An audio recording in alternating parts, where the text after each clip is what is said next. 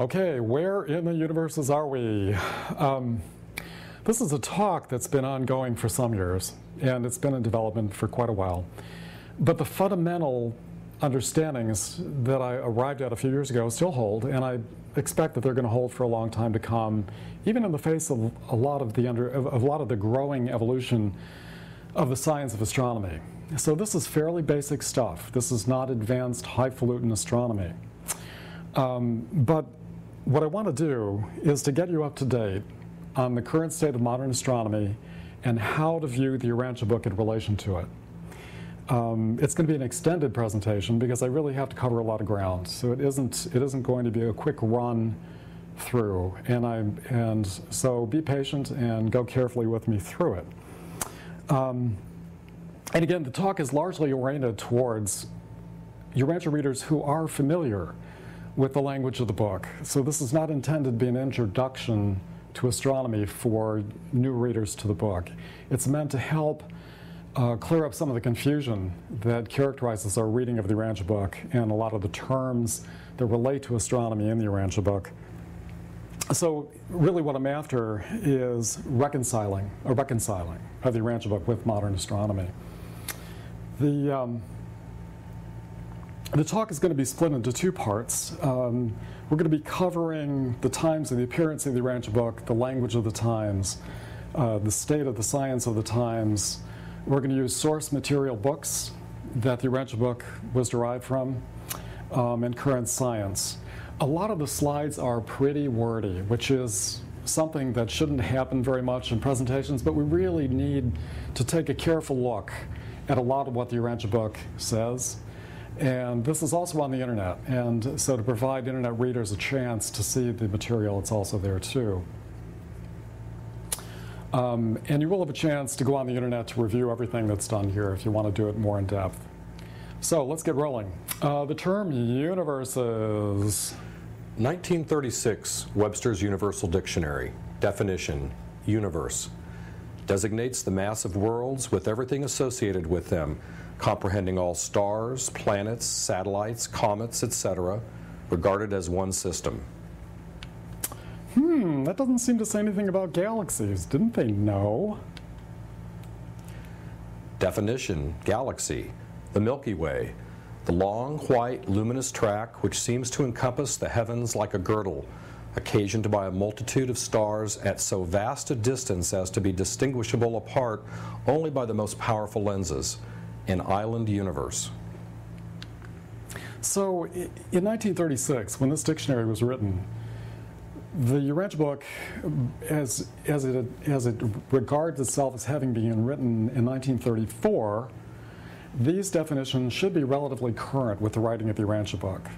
And the definitions do include the term galaxy, and they do include the word universe and Milky Ways. But the question is were these galaxies, universes, Milky Ways, and nebulae distinguishable, either astronomically or by definition, at the time of the appearance of the Urantia book? And that's part of what we have to cover. So, what we're going to look at now is the interchangeability of the usage of these terms in the Urantia book. Urantia book. You have also been informed that there are in process of organization vast galaxies of universes far out beyond the periphery of the grand universe in the first outer space level.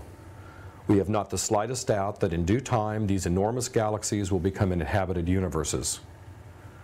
What to make of vast galaxies of universes, galaxies becoming universes?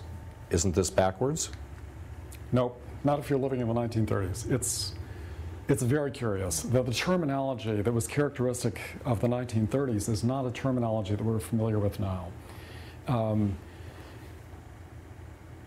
The definitions that we saw before were relevant to the 1930s, but we have an admixture of definition throughout the Urantia book. And the Revelatory Commission could not quite anticipate our current usage of terms. So the crux of the problem is we have a twofold language issue. We absolutely, as Urantia book readers, we treasure the language of the Urantia book. We hang on every word in the Urantia book because it's lovely. It's a masterpiece of the English language. But in the course of doing that, we also carry the baggage of our 21st century understandings of the language back into the reading of a 1930s language. So that's a problem. And then the Revelatory Commission, as they were writing the Urantia Book, as they were helping write the Urantia Book back at that time and borrowing from other books that were current at that time, had the problem themselves of how to anticipate the use of language. What language would hold up for subsequent times after the Urantia Book had appeared. And let me give you a real interesting example. The term galaxy or galaxies that we take so much for granted is only used 21 times in the Urantia Book. That's the only number of times it occurs, where the term universe or universes occurs 3,000 times. So we're going to look at a little bit of that usage of language as we try to understand what was being meant when the Urantia Book was being written. This is an example, this slide is an example of people like me at star parties. This is an average star party, and that great big telescope in the middle is mine, and as I note at the bottom, just jokingly, if you wonder why I'm qualified to give this talk, it's because my telescope is probably bigger than your telescope. But I'm also privileged to, my background's in physics, but I'm also privileged to be connected with the University of Michigan. Our astronomy club is a University of Michigan related club. It's a big club. And we provide all the opportunities for the university, for people at the university to view the stars. And as a result, I'm also in a privileged position to stay really on the top of the field of astronomy with all the best minds in astronomy who come through the university to talk. So it's been a wonderful advantage of me to be there. And so I'm really happy to help you guys understand what's going on in the Urantia Book with astronomy, because I am in this other position of getting the best of the best coming through the university to talk to us, so I can help bring those understandings to you. So let's start with where everything did start. We're going to look back at the time, earlier times, and I call this slide Cosmic Citizenship. Mythologies of cosmic citizenship have been with us for a long time. They've been with us forever, whether it's in scripture or right up to the present. And I absolutely love this slide. This slide is the slide of a shepherd boy. It's a woodcut from the Middle Ages. And as we're looking at it here, this woodcut is colorized. It wasn't obviously done in color at the time it was produced, but this is exactly the woodcut from 500 years ago. And this woodcut, embedded within this woodcut, is an understanding of the story of the times of the Middle Ages. So we have a shepherd boy who's in this wonderful position to be having this cosmic experience. His mind is being expanded. How does he interpret his experience? What does he think he is seeing once he's seen it? So his head is extending out through the bowl of lights in the heavens.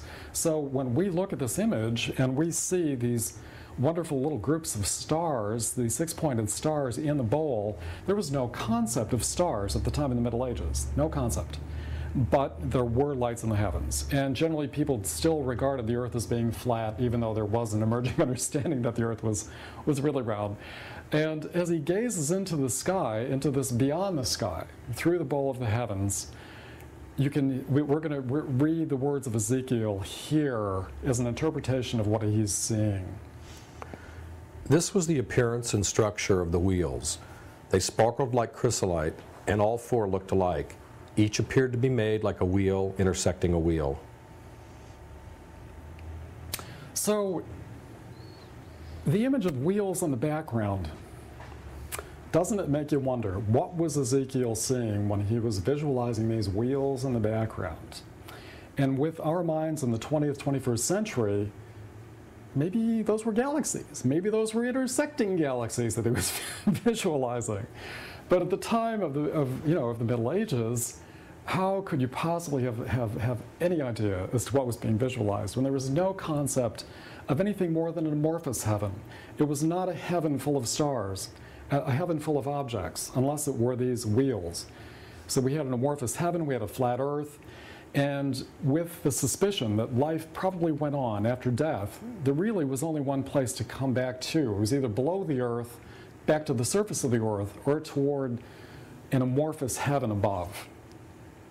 And that was the mythology of that time. There are other mythologies. I'm just going to briefly touch on a couple of other mythologies here. One is this wonderful Hindu belief that the Earth is supported on elephants, who in turn are standing on top of a tortoise. Who knows? I wish I knew more about the mythology of that to understand what those images really represent. But it's another beautiful view. And here we have, I love this cartoon because it does say something about the Native American experience. Wow.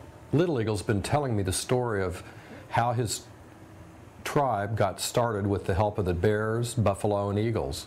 Oh yeah, those are just old myths. That's the trouble with you Europeans.